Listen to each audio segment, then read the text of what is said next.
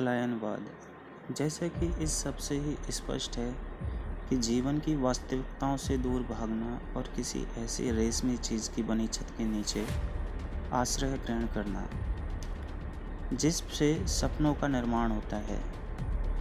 कष्ट से सभी दूर भागते हैं, लेकिन जब किसी न किसी तरह से उससे सामना हो ही जाता है तो वह अपना अलग रुख अपनाता है।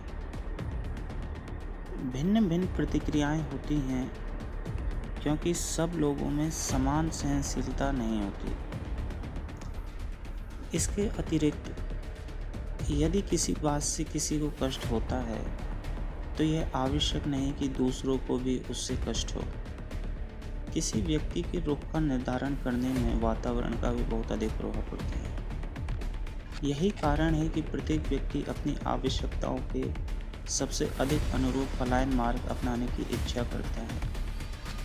भारतीय मस्तिष्क पर अद्वैत वेदांत भक्ति और मोक्ष के रूप से विभिन्न दार्शनिक प्रणालियों का हमेशा प्रभाव रहा है।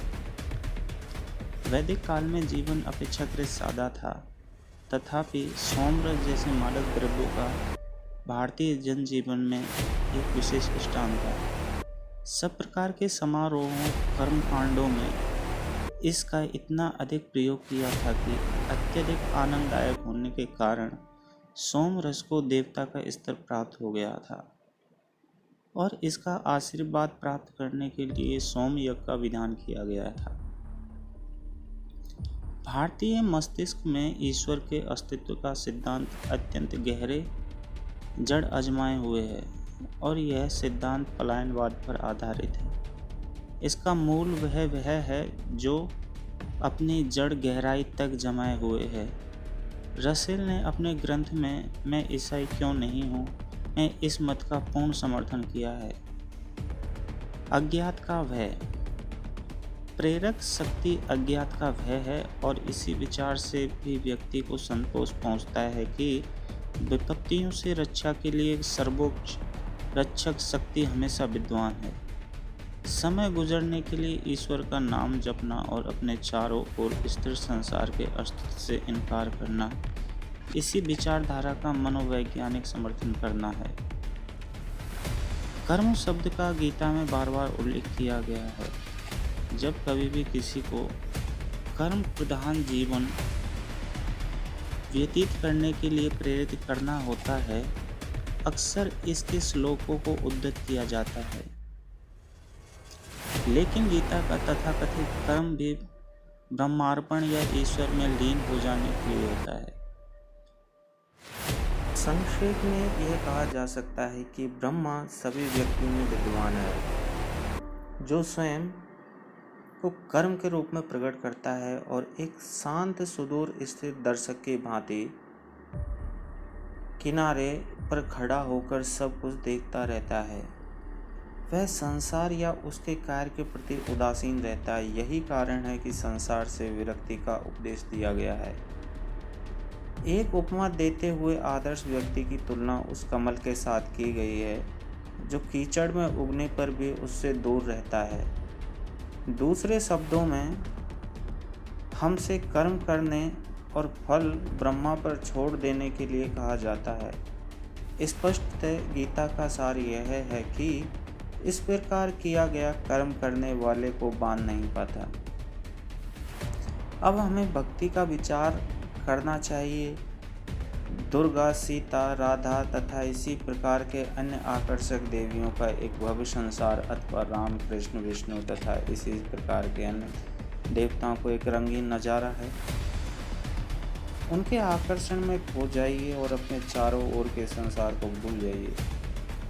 आम आदमी की भाषा में इसे भक्ति कहा जाता है। यह संसार और वास्तविकता की ओर से अपनी आंखें बंद कर लेने के अतिरिक्त और कुछ नहीं। पतंजलि का योग तथा राजयोग भी संसार की वास्तविकताओं से इनकार करने का प्रयास है। समाधि या प्राणायाम में योगी अपने ध्यान को संसार से खींच लेने का प्रयास करते थे। वे संसार को छोड़ देते थे और सुदूरदर्शी किन्हीं गुफाओं या जंगलों में आश्रय ले लिया करते थे। न्यायशास्त्र में भी आदर्श स्थिति बिल्कुल कर्म न करने की मानी जाती है। संसार से दूर भागना। सांख्य दर्शन के अनुसार आत्मा अपरिवर्तनीय, दृष्टा, मात्र और कर्म शून्य है। संपूर्ण संसार और उसका संचालन जादूगर के तमाशे जैसा है। जब ब्रह्मा अथवा ईश्वर को यह विश्वास हो जाता है कि आत्मा ने सब कुछ देख लिया है, तो वह उसके भ्रम का हमेशा के लिए निवारण कर देता है। सीधे शब्दों में, हम जो कुछ भी करते हैं वह खुद नहीं करते, वह सर्वोच्च सर्वव्यापी शक्ति द्वारा किया जाता है। इसे निष्क्रिय रहते हैं। स्पष्ट रूप से यह संसार से दूर भागना और जिम्मेदारी दूसरों पर डालना है। भारत का सर्वप्रमुख दर्शन अद्वैत है। इसकी आज तक प्रशंसा की जाती रही है और अब भी की जाती है। यह अन्य आदर्शों से किसी भी प्रकार भिन्न नहीं। इससे गैर जिम्मेदारी की भावना पैदा होती है और व्यक्ति का उदासीन हो जाता है, जिसे वैदिक भाषा में मुक्ति कहा जाता है। इसका प्रमुख सिद्धांत यह है कि संसार मिथ्या है, ब्रह्म ही सत्य है। हम तो संसार देखते हैं, वह हमारी मिथ्या धारणा है। रेगिस्तान में मृग तृष्णा मात्र, हम वह नहीं जो प्रतीत होते हैं। वास्तव में हम ब्रह्मा या चरम सत्य ही हैं। संसार में सत्य बिल्कुल नहीं और हम ब्रह्म अर्थात माया के भाग मात्र हैं। तांत्रिकों, वाम मार्गियों, सिद्धों तथा अन्य लोगों ने भी संसार की ओर अपनी पीठ की और दैवी धुएं में सब कुछ भूल बैठे। बौद्ध धर्म स्वतः पलायनवादी था। बौद्ध धर्म स्पष्टतः पलायनवादी था, क्योंकि जीवन के दुखों से पीड़ित होकर स्वयं गौतम ने जंगलों में शरण ली थी। उनके उपदेश भी हमें उसी दिशा में ले जाते हैं। इच्छा छोड़ो, तृष्णा त्यागो, वह महत्वाकांक्षाएं छोड़ो। ऋषि जनसाधारण के आदर्श भी सक्रिय जीवन से विमुख हो गए और उन्हीं गुफाओं या घने जंगलों में आश्रय ले लिया। इसलिए रामधारी सिंह दिनकर लिखते हैं कि निवृत्ति और अवसाद भारत की सनातन परंपरा में विद्यमान थे।